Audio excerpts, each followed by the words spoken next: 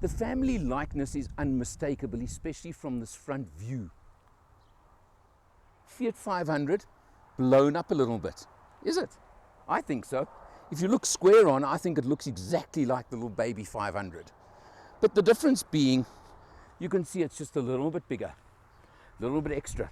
Fog lights down at the bottom. You've got, of course, your LED headlights over here. You've got all these kind of features. Very, very nice looking black mag wheels over here on 16 inches. Features like this. And of course, being a crossover SUV, check the cladding around the wheel arch all the way down under the doors. Just to say, hey, I'm a crossover SUV. This is the Fiat 500's big brother, the 500X. What does the X mean? It means you've got back doors, and it means you've got space in the back seat. Completely different ball game, isn't it? This is really a medium family crossover SUV in every respect of the word. This particular one we're driving is the Connect model, which means it's got the tech, it's got the connectivity. Very logical naming.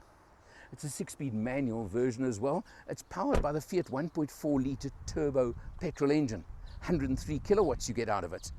It's got a bit of pep to it. It really has. Very interesting rear tail lights over here. And a feature of the 500s is, note, this is actually bodywork in the middle of the light.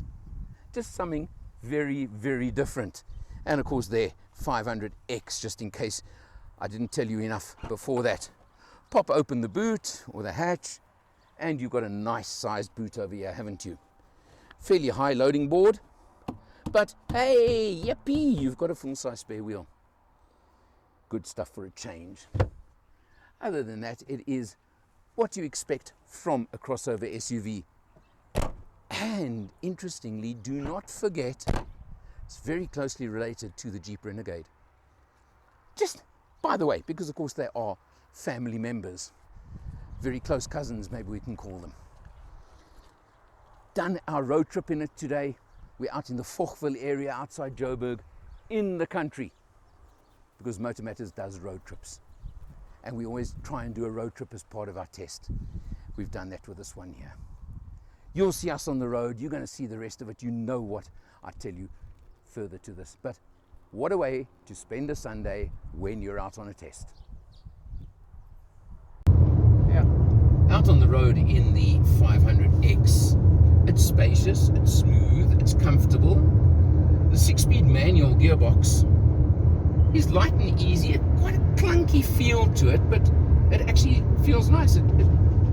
It's usable, and it's not one of those that has no feel to it whatsoever, which I actually appreciate. So you feel you're driving a manual. You do have to shift down if you hit any sort of uphill, and you do have to drop a gear, or for an overtake. But I don't think that's a problem, and that turbo, of course, kicks in very nicely. It makes it nice and easy to drive.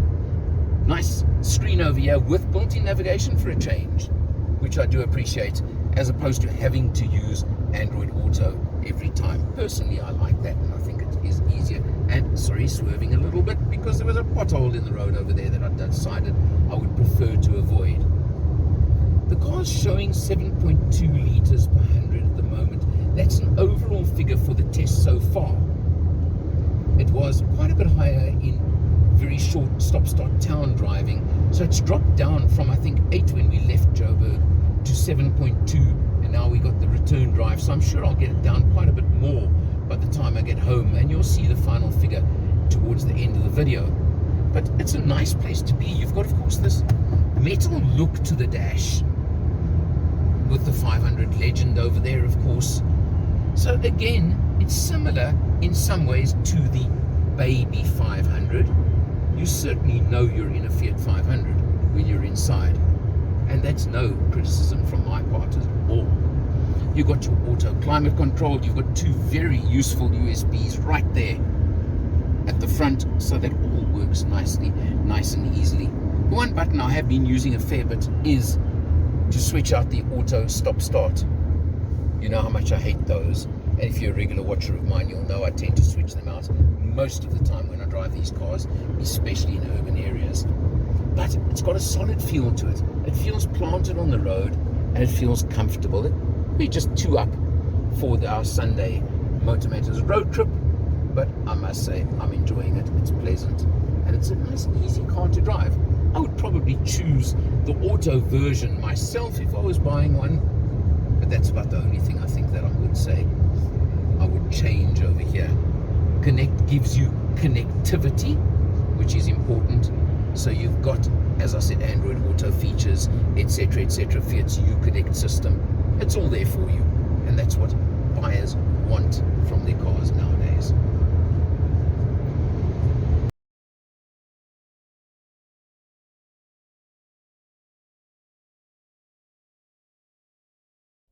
Starting off behind the wheel, let's have a look. Well, we've averaged 7.2 litres per 100 for this test. It's okay, but it's not exceptional. But then again, this is a peppy 1.4 litre four-cylinder turbo that puts out 103 kilowatts. So not bad, I suppose. And I have used it a little bit, I'll put it that way. It just clicked to 7.3 while we're sitting here with the car idling that I can show you. Sorry about that. Sorry, Fiat. You've got, of course, your cruise control over here on the steering wheel. You've got all the functions and controls you would possibly want.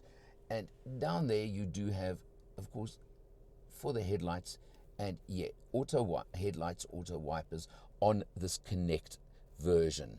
Connect, of course, means it has full connectivity. What Fiat have been doing lately is bringing in models that maybe are minus the connectivity as the entry-level models to bring them in price-wise. I can see what they're doing. You'll notice you've got a lot of the circular effect on, like around the door handles, for example, the instrumentation, a lot of circular effect that Fiat, of course, very much like to use on most of their cars. And well, good, not a complaint at all. You've got a nice big 8-inch touchscreen over here in the center, gives you a trip meter, it gives you everything you want, and it really is nice. And you do have built-in navigation. So the modern trend of not giving navigation because they say everybody just uses their phones and uses CarPlay, Apple CarPlay or Android Auto, well, Fiat are saying, we'll give you that anyway.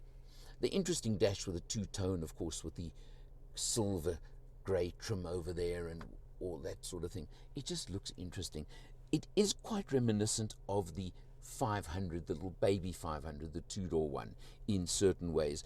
I mentioned the circular theme. Well, there you get it again, and you've got two nice USBs over here as well, right there for the drivers, with the space to put your phone if you want.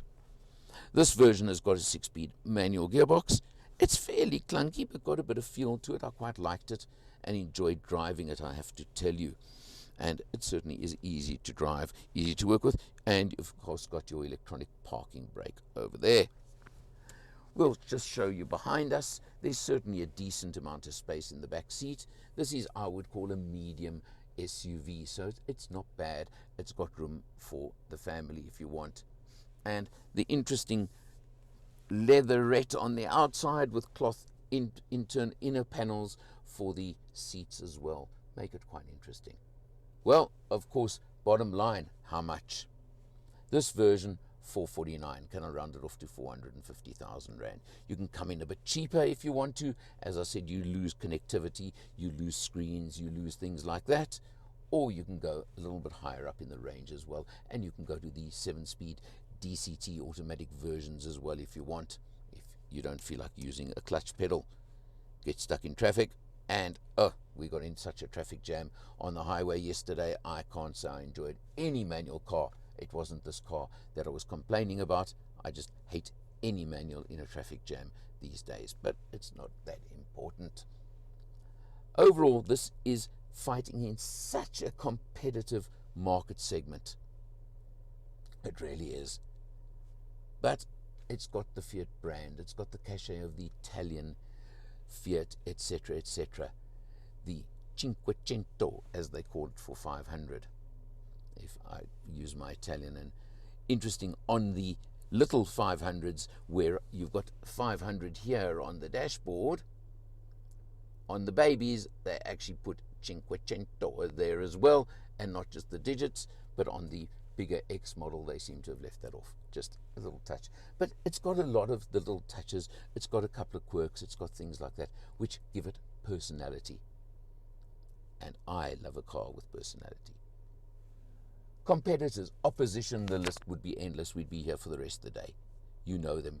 If you're in this market for a crossover medium SUV and you like being a bit different, then put this on your list to take for a drive and see for yourself. For Motor Matters, I'm Eleanor. See you next time.